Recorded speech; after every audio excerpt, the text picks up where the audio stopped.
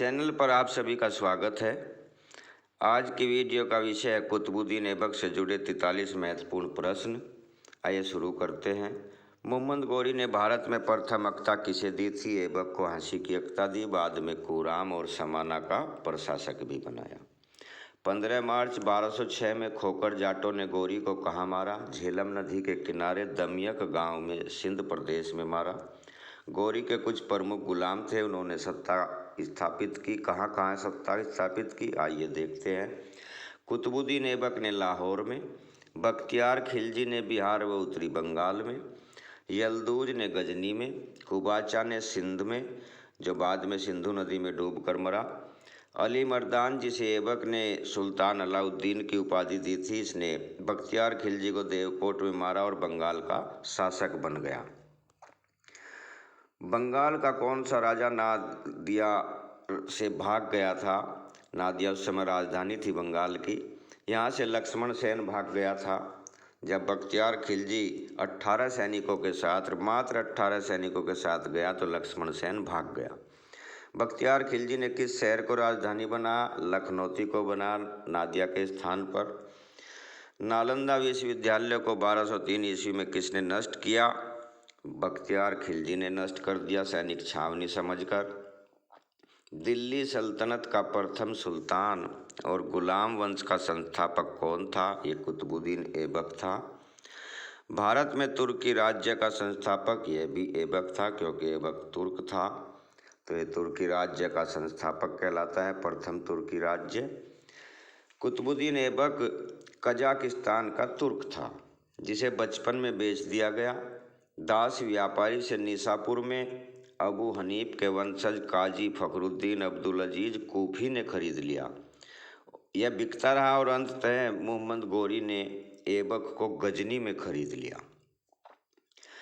कुतुबुद्दीन ऐबक का अनौपचारिक राज्यारोहण 25 जून 1206 को लाहौर में हुआ, किंतु उसे नियुक्ति पत्र और दास्ता मुक्ति प्रमाण पत्र गौरी के उत्तराधिकारी महमूद ने 1208 ईस्वी में दिया था। यलदूज को भी मिल चुका था गजनी में।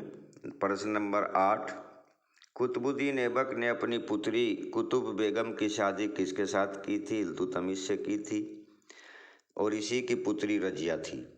बहन की शादी कुबाचा से की और अपनी शादी इल्तुतमिश ने यलदूज की पुत्री से की। नंबर 9, ऐबक ने अपनी राजधानी कहाँ बसाई?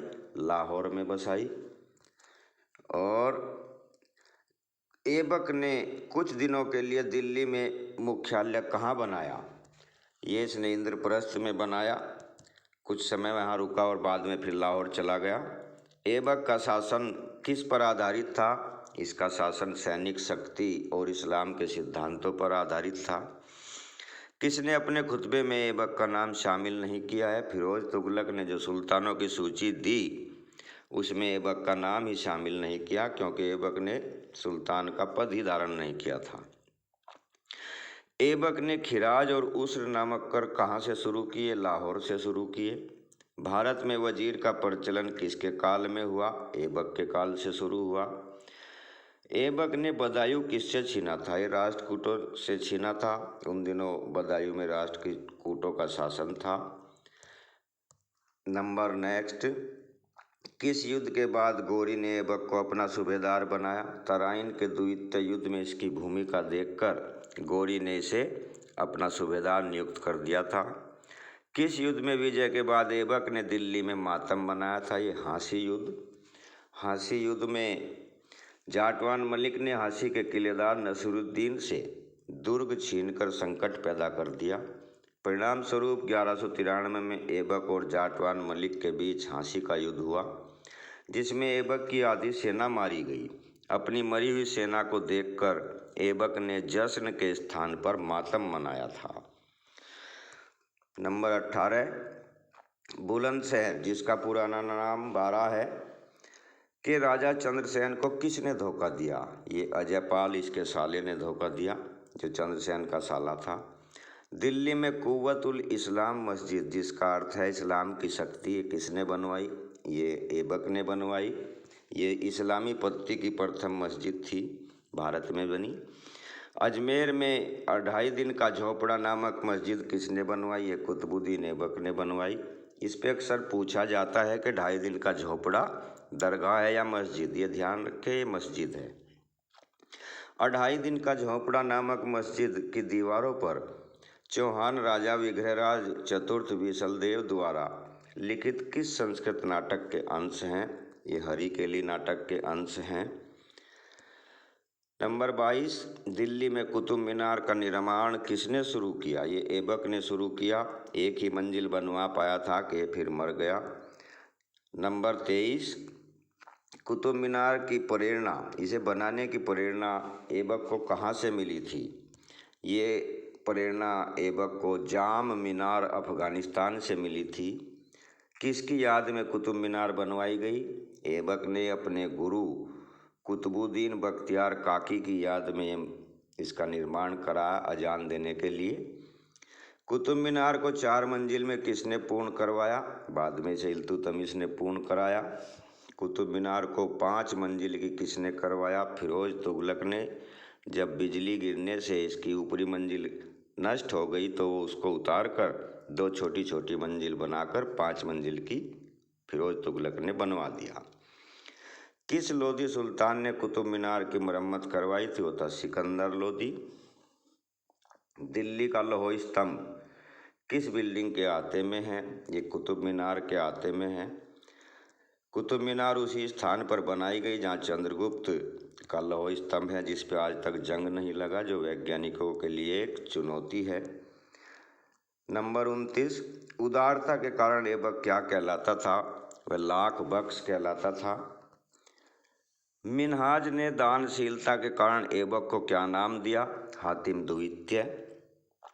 फरिश्ता के अनुसार उन दिनों दानशील व्यक्ति क्या कहलाता था? ऐबक, क्योंकि ऐबक बहुत दान देता था, इसी कारण जो व्यक्ति दानशील होता था उसको लोग ऐबक कहना शुरू कर दिए थे।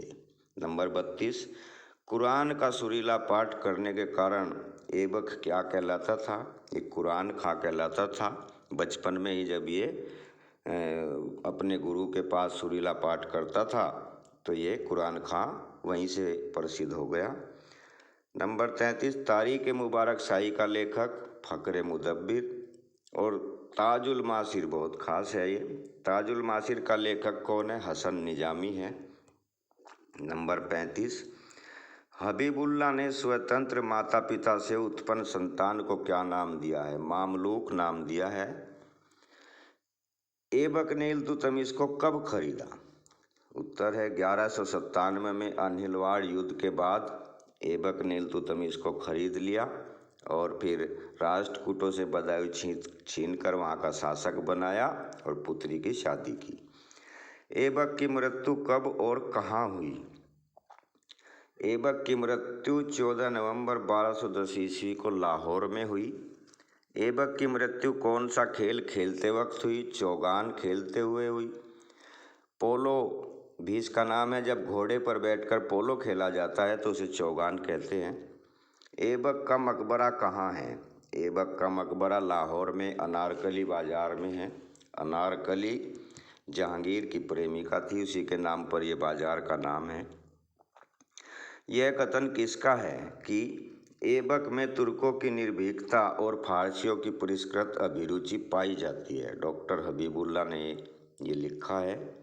नंबर 41, कुतुबुद्दीन ऐबक के बाद 8 माह तक कौन शासक रहा? उसका योग्य पुत्र आराम शाह शासक रहा।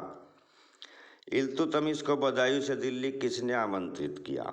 आराम शाह की विलासिता के कारण अमीरों की सलाह पर मलिक अमीर अली इस्माइल ने उसे दिल्ली आमंत्रित किया था।